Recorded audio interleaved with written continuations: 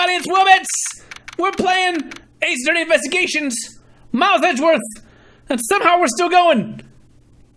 Case 3. If I can't get permission to investigate the crime scene, then the truth will be lost. Hold it! Okay. Mr. Edgeworth, what are you doing spacing out?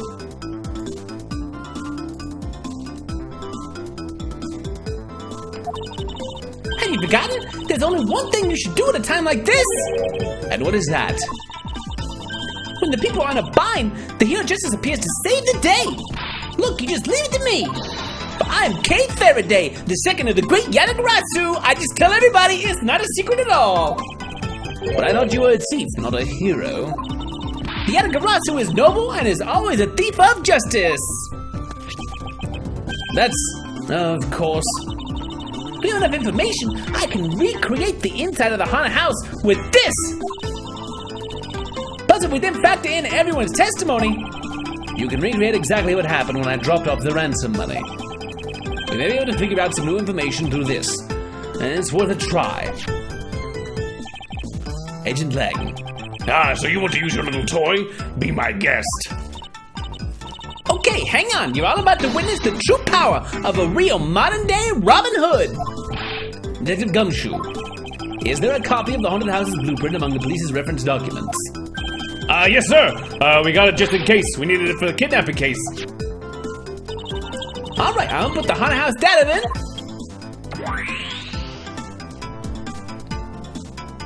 I like how he's just literally sitting there. What is this? Where are we? It's like we're inside the haunted house. Either we can inspect the real location itself.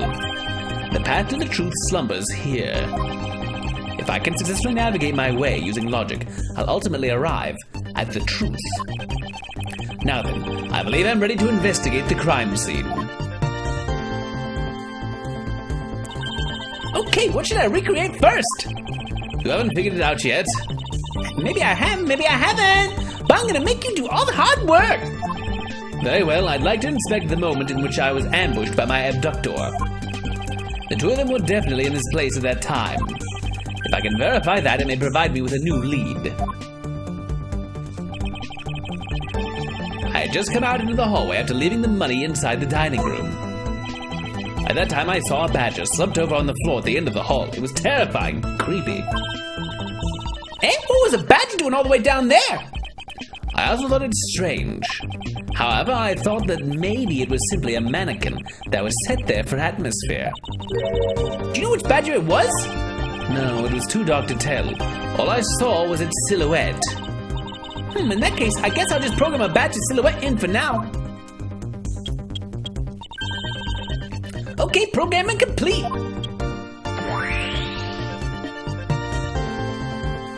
Seems pretty easy to plug in. It's even creepier. It got creepier. Then I started walking towards the exit. And that's when he was struck from behind, right? Yes. But that's odd. The hallway's a dead end. Where'd your assailant come from? We know the answer to this. There's only one location I can think of. I believe my assailant was lying in wait here. I think they were the badger because we saw that happen. That doll I saw wasn't really a doll. It was, in fact, a costumed kidnapper. Oh, so you used the costume as the perfect camouflage to blend in with the rest of the house. Precisely. They waited until I had made the drop-off and was about to leave. Then, just as he saw me take a step towards the exit, he stood and launched his attack. I can think of no better hiding place than this. Hey, not bad! I'm beginning to think I should steal this tactic for myself! Just don't use it to do anything criminal, Kay. Like assaulting someone. Gonna come and hit you. Do-do-do-do-do-do. Well, Lance? What are you asking me for? As one of the kidnappers, I figured I should give you the chance to confess first.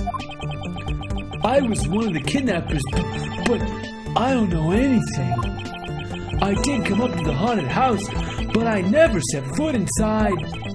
I left Oliver in charge of picking up the ransom money. He didn't set foot inside. Is he telling the truth or is this another lie? Alright, then you're claiming that it was Mr. Deacon who assaulted me. Yes, I'm sure it was him. Okay, inputting the new info now. Mr. Deacon was the Bad Badger, right? Since the Bad Badger has a gun attached to his right hand, I'll have to change it so the weapon is in his left hand.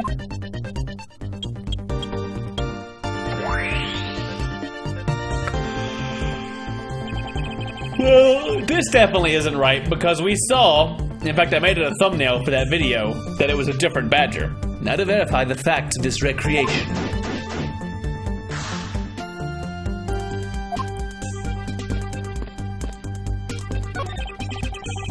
It's a replica of myself. You were totally oblivious to what was behind you, huh? Yes, I suppose I'm also to blame for what happened to me. It was incredibly dark, which was all the more reason I should have been more alert. I vow to never be caught by surprise ever again. Yeah, right. Okay.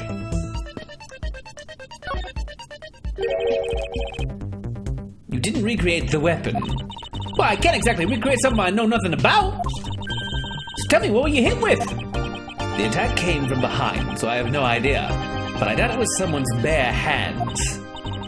Okay. Then where were you hit? I was on the right side of my head, just above my temple. There was a bit of blood, but it wasn't anything serious. Ouch, sounds painful. Why are you smirking like that when you say it? It's just your imagination. Now let's see. I wonder if there's anything in the hallway that could have been used as a weapon. There's anything in the hallway that could have been used as a weapon. I'm looking for something the culprit could have used to hit you with. Once again, we saw this in the intro. I think it was the prop sword, because we see it sitting there. I haven't. There was indeed one such object lying here in this hallway. A prop sword. Are you talking about this thing here? Yes, although we did find it at the kidnapper's hideout. Wait, yes, it's possible that the culprit took it with him after using it on me. To leave no evidence behind, right? Correct. And maybe with a more thorough examination yet. Okay, so what test do you want to run on this sword? Test it with luminol. See if it has any of my blood on it. The culprit was wearing a costume at the time, so a fingerprint analysis is useless. Let's run a luminol test. It's possible that some of my blood found its way onto this. Agent Lang, may I ask for your cooperation in this matter? Like I have a choice. She-na, call the lab boys. Or just get Emma out here. I know that she basically like sweats luminol. Understood. Except for a dab on the left side, it would appear that the blade is spotless. So it must have been the left side of the prop sword that hit you then, right?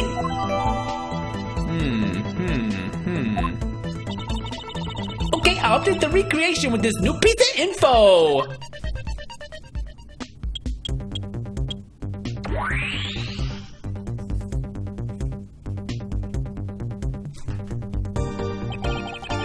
Our resident inspected every suspicious-looking nook and cranny.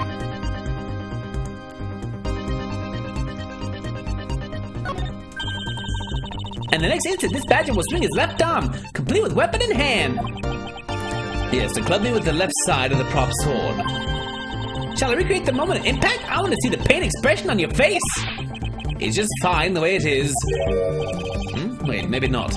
Is it just my imagination or is something not quite right?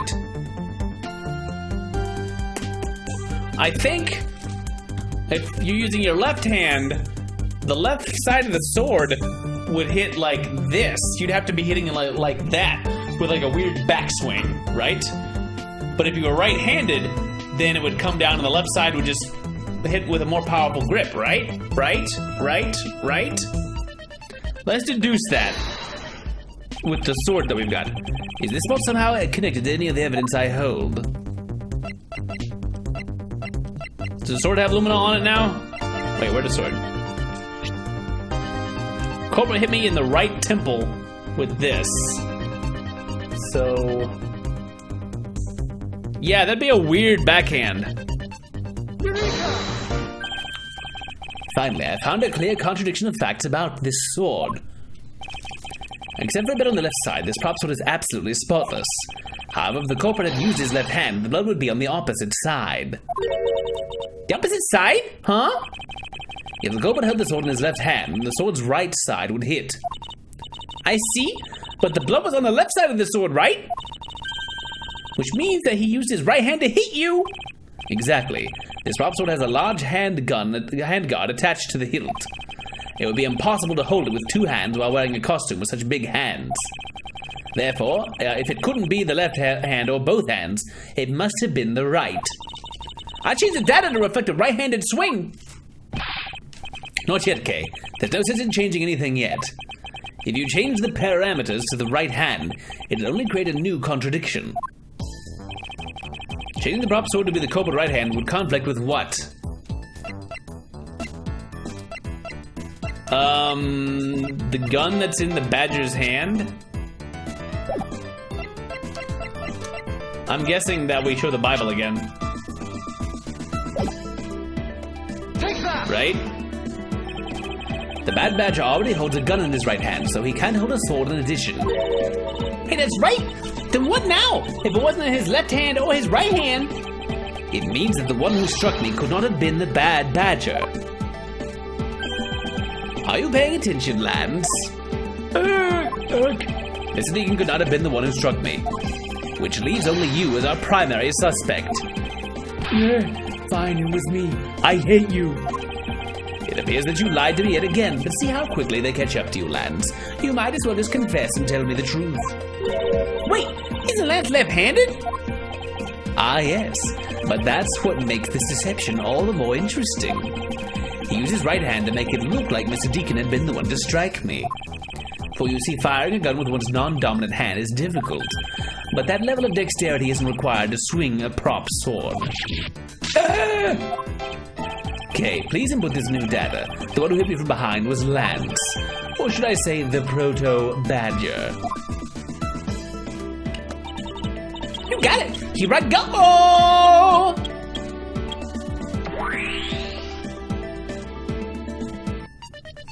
It's the terrifying, actually evil one! Oh, the bad badger actually was kind of cool.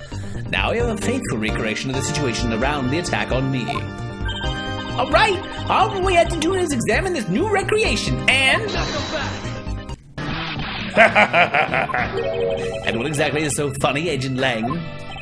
That amusing little gadget sure packs a punch, right, Sheena? Yes, it was all I could do to hold my laughter in. Hey, don't make fun of little thief, you mean old werewolf! He and Mr. Edgeworth bring out the best in each other!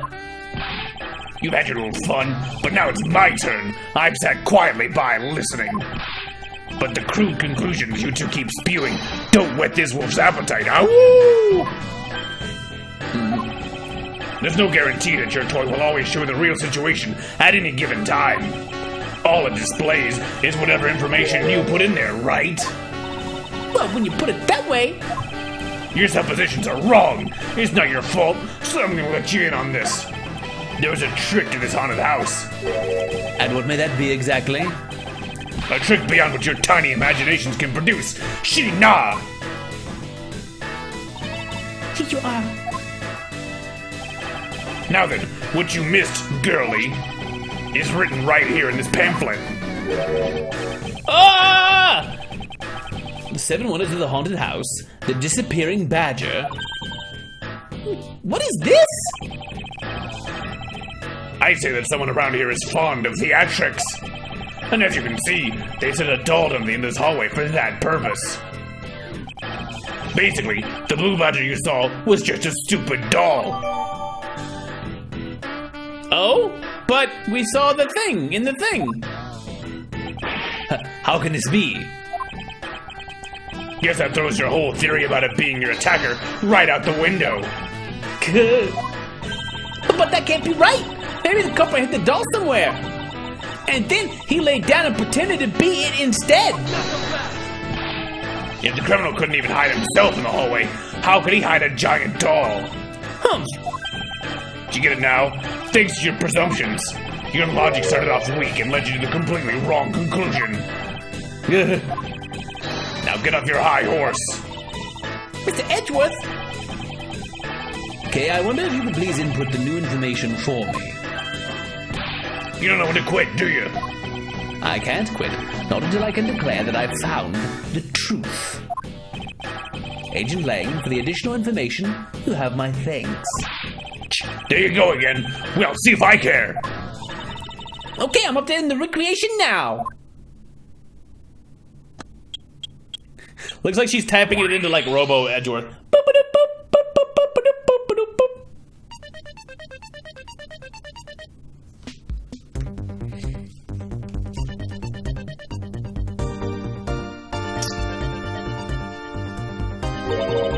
That looks really weird. Look at how it changes from the blue badger into the proto badger all of a sudden. If the Subdover Badger was just a doll, where was my attacker hiding? Well, that's what we're gonna find out, right? So come on, Mr. Edgeworth, let's go! Yes, let's. This recreation can't be right, which means there must be a contradiction somewhere. Okay, let's look around in this long hallway. Pieces of a set of armor in a pile here. Why do you think they almost always have sets of armor inside haunted houses? I suppose this sort of interior design is meant to bring out a sense of the abnormality. Why do all your explanations have to be so hard to understand, Mr. Edgeworth? Now try explaining again, but this time so that even a thief like me can get it, huh? That may prove to be a most difficult task. This is where the proto badger shows up in our recreation. Yes, now the question is, where did he come from? Yeah, but there's no place to hide in our current model. There must be an inconsistency somewhere.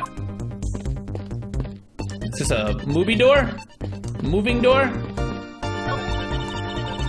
When you take a look around, it almost feels like more of a house of mirrors. Indeed. Who has ever heard of this many mirrors inside of a haunted house before? Well, at least we know this is the real crime scene thanks to these mirror shards. Place is full of mirrors. We have some logic. Hey, wait, these shards, there's something different about them. Oh? The ones we found earlier are thicker than the shards from these mirrors on this wall. And look, there's some sort of design on the back, too. The pieces from that costume are certainly different from the other mirrors. What does this mean? Could it be that our pieces are not pieces of these mirrors?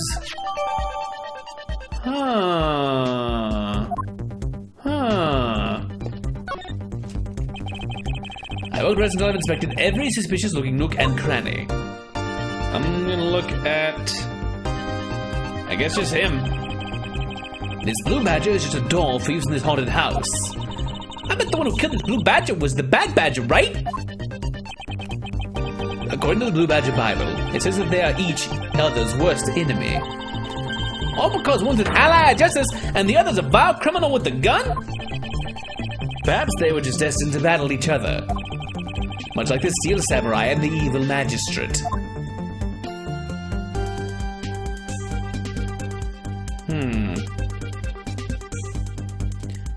So we have the deduce button, but what can we deduce about this? I wonder.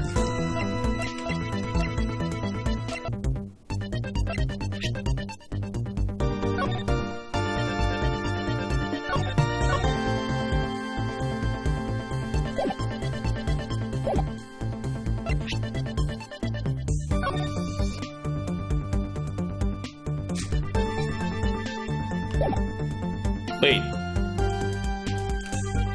The belt is different. The belt here goes from this shoulder down. And on this one it goes on this shoulder down. So is it flipped?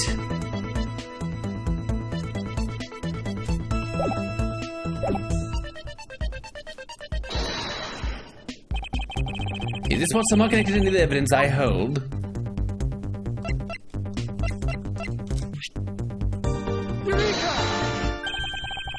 Hold on a second here. There's something wrong with this blue badger. Huh? Like what? The way the belt is on him is opposite of how it should be. Did you make a mistake? That can't be. I put the image data exactly as it is in the pamphlet. Yeah. So then why is the blue badger dressed up in reverse?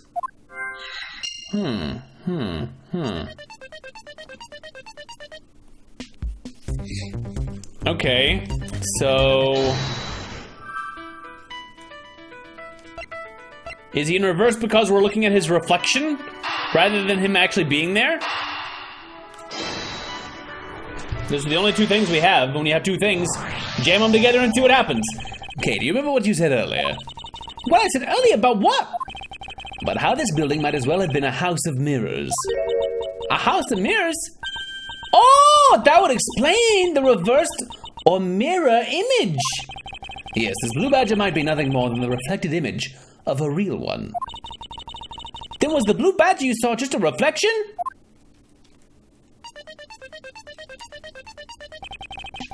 When I looked down this hole, I thought it was a perfectly straight. However, if there was a mirror... Oh, then it would actually form an L shape, right? Precisely. I was deceived. The hallway was almost pitch black. And there was a beam in the way that obstructed my view of the other hallway. Wait, but why build this place like that? It sounds pretty pointless to me. Okay, this house is just another attraction at an amusement park.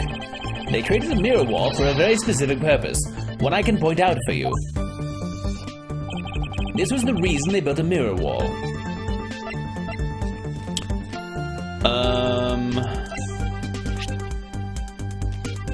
Was it so they could make it disappear?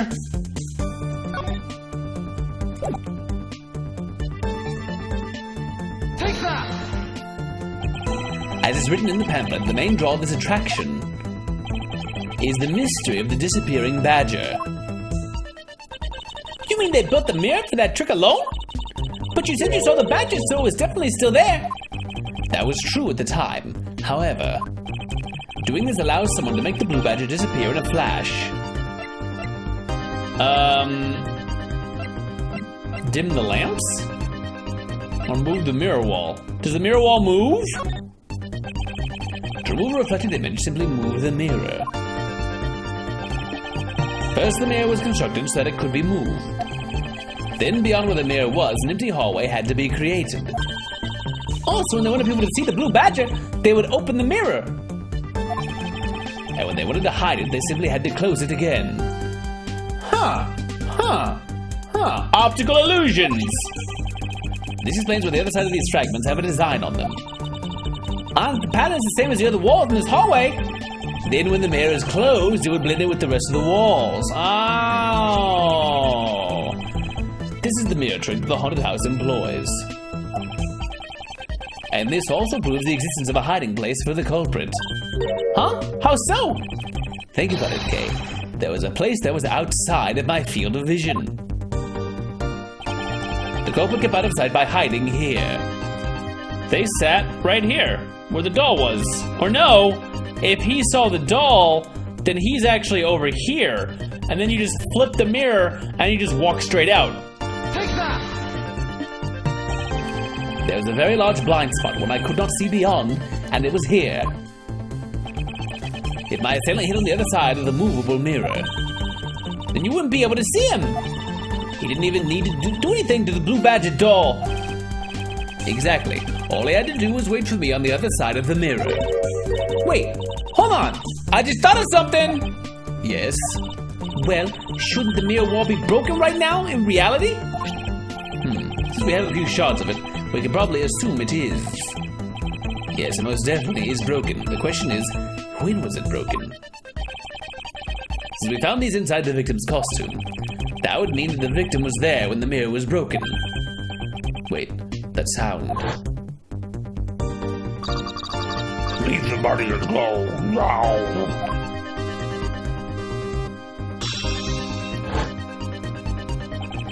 That sound I heard was most definitely the sound of a mirror breaking. Kay, I'd like you to input some new information. Don't scare me like that. Sorry, but I need you to recreate something for me. Sure, whatever you need. So what do you need anyway? If you can first recreate this hallway just before I entered the dining room. You got it.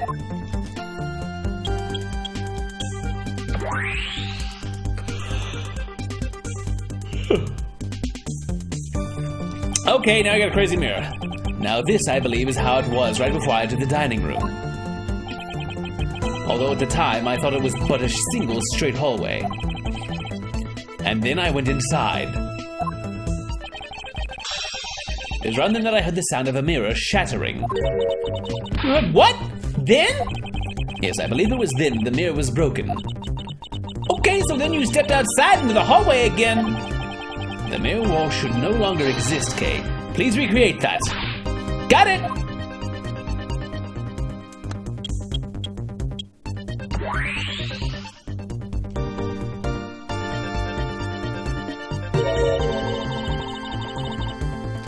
Wait, but the mirror gone. The couple lost his hiding spot. So when he go in his Puddle Badger suit, Mr. Edgeworth? Ah, that's easy enough. With the mirror gone, he simply hid himself in the branch hallway. I think this about wraps it up.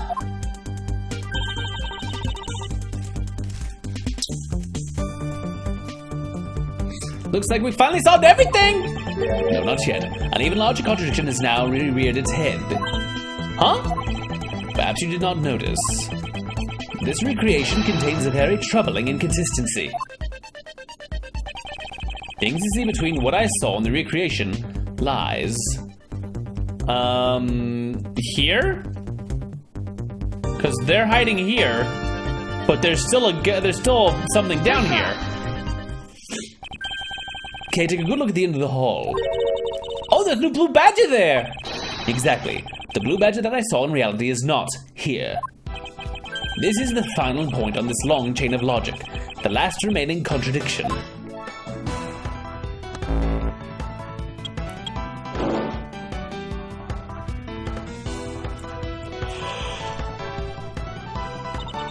So let me get this straight. When you came out of the dining room, you saw a badger, right? And that is precisely where the final contradiction lies. Something that shouldn't exist was there before me. Who or what do you suppose it was? I believe this is the real identity of our mystery badger.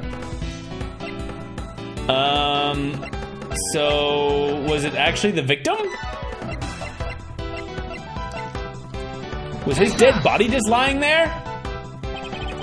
The badger I saw was in actuality the dead victim's body. What? Agent Lang, the entirety of my complete logic is my final, decisive piece of evidence. The murder happened in the hallway of the haunted house at the time of the drop-off. And you can consider the moment I heard the mirror breaking to be the real time of death for Mr. Deacon. No! Maybe it was due to their fighting, or perhaps it was the life-shattering bullet. But no matter what the cause was, the hallway mirror wall was broken. Ha! You were in the house at the time, right? Are you telling me that you missed the sound of a gunshot? There were a variety of sound effects playing at the time. All for theatrics, I assume. The gunshot must have blended right in. Ayah! Now then, I'd like you to recall something for me. Who was it that was with the victim at the haunted house? Who was the one who had the opportunity to rob the victim of his gun and use it on him? It was you, Lance Amano. Whoa, breakdown! I'm sorry. I didn't mean to kill a bunch of people, or one guy, and beat you up and try to steal money. It's not like I had a choice. Oliver turned on me all of a sudden. He snapped to turn violent right after I hung up with you. He shoved me to the ground and straddled me. I fought back as hard as I could, grabbed his gun, and I shot him. The bullet must have went through his body and shattered the mirror. If I hadn't taken his gun and shot him first, I would have been the one you found. He's a hardened criminal. He escaped from jail. See, that's justified self-defense. My boy was only trying to protect himself. That remains to be seen. It will have to be resolved in court. Agent Lang, I leave the rest to you. Heh, as if you were the one in charge around here. Guys, arrest these two and get them out of my sight. Wait, I had nothing to do with the murder! But you tried to hide it, now you're an accomplice. The only person you should be arresting is Lance! The dad! Oh! Sorry, but you're not slipping away that easily, Mr. Ernest Amano. You tampered with the evidence so that you could cover for your son. What a great dad you are, willing to risk it all. Truly touching. By the way, do you know why I'm really here? And how could I possibly know the answer to such an asinine question? You wooed me. I came all this way from across the sea just to see you, you know. You came to see me? What's that supposed to mean? I have a few things to ask you, Mr. Amano, about a case from 10 years ago. A case from 10 years ago. Oh, what's the name that you use here for that case? Sheena! It's known as the KG-8 incident. The KG-8 incident. Oh, so you remember it. Good. Then you'll recall that the trigger in that case was the Amano Group scandal.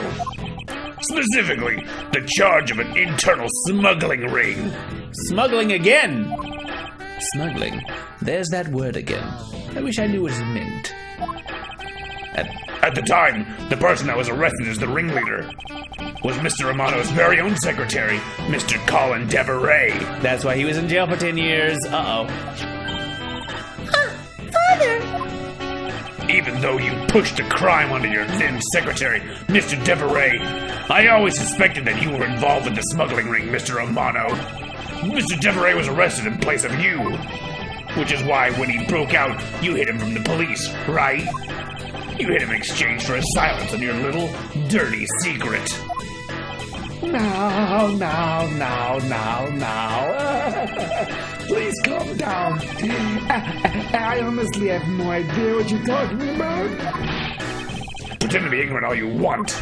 We're taking you down to the precinct anyway, for a nice, long chat.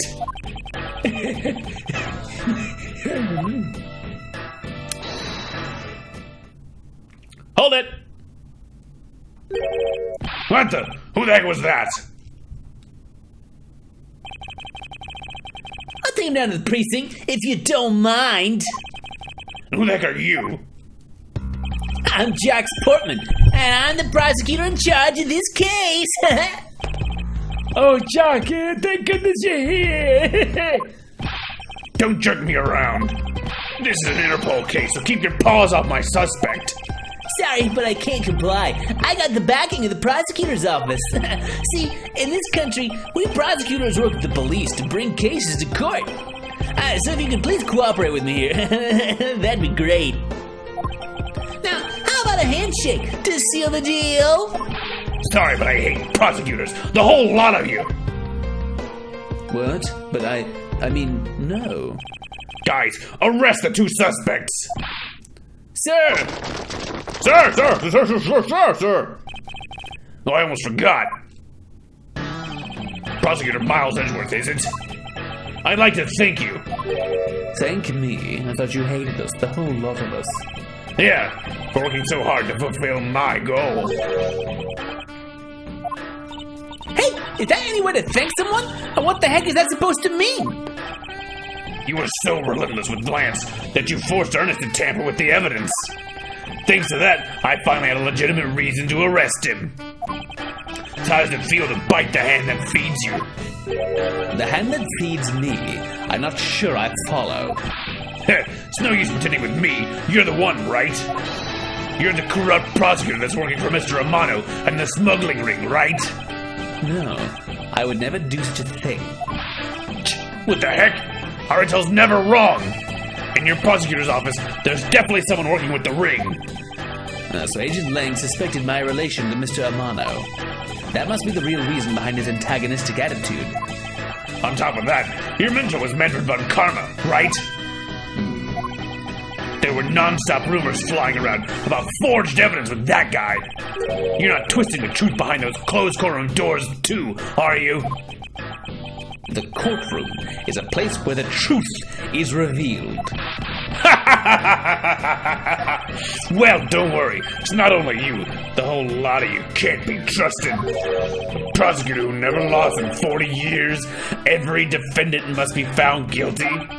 Fueled by those ideas, is it any wonder the courts produce nothing but falsities and lies?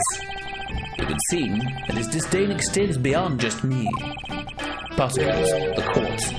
Why is this man so angry with us all? Rest assured, the next time we meet, I won't be so forgiving. Huh? So don't you forget it. Please, wait. Agent Shina. Why does Agent Lang hate all prosecutors so? Lang is the head of the long-honored House of Lang in Zhengfa. The heads of all police-related divisions in that country were of Lang blood. Well, what do you mean by that? Aren't they still? They were revered, but that was long ago. They don't hold that sort of sway anymore. And it was all because of the courts. How can that be? A prosecutor once withheld and tampered with the evidence one of the Lang detectives found. That evidence's purity was tarnished and cost the Lang family its honor and trust. But not all prosecutors are like that. Even so, Lang will never respect the court again, or any prosecutor. So Agent Lang is a man who hates all courts and is unwilling to forgive prosecutors. Man, what a piece of work that guy is! Ha! Come on, Jim! Better catch up! Yeah. Still had to deliver that thing to the old man after all.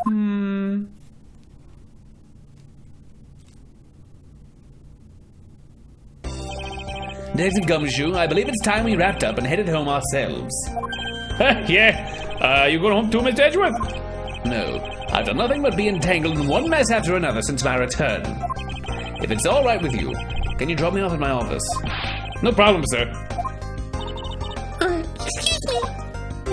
Yeah? What is it? It is. Thank you very much. Ah, it's okay. No need to thank me, pal.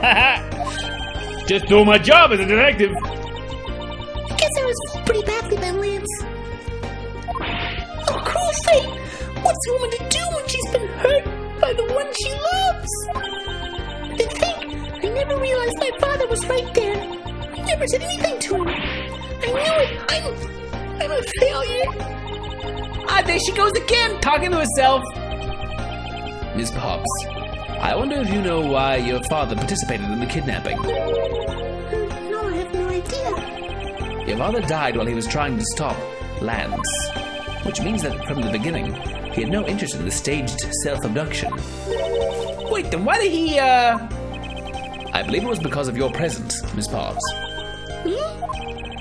Lance realized that the two of you were related, which is why he used you as a hostage to coerce Mr. Deveray into cooperating. Father? As a felon, he could not tell you of his real relation to you. However, as the Amano family butler, at the very least he was able to watch over you.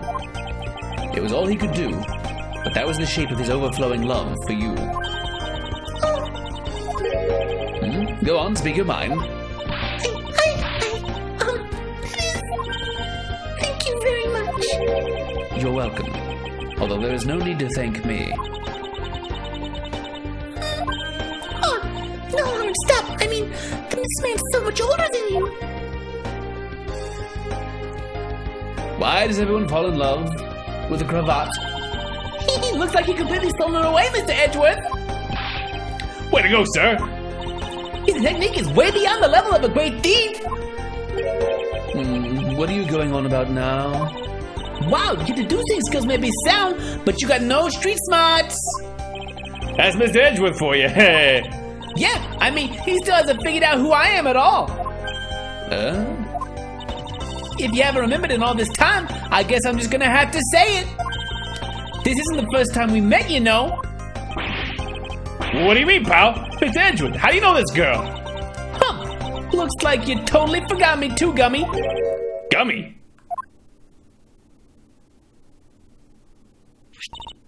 Here, maybe this'll jog your memories. I promise I'll return this to you one day, remember? That single piece of cloth took me back far into my past. To that fateful day, 7 years ago, when I first met the thin child, Kay, and Detective Gumshoe.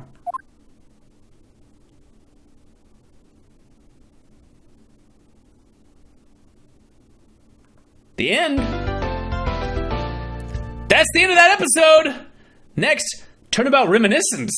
Are we gonna go 7 years into the past to see Edgeworth's past? His past? Find out next time. Give a like, give a comment, give a subscribe if you haven't, and we will see you next time. Tune in if you like. Have a good one till then. Bye for now.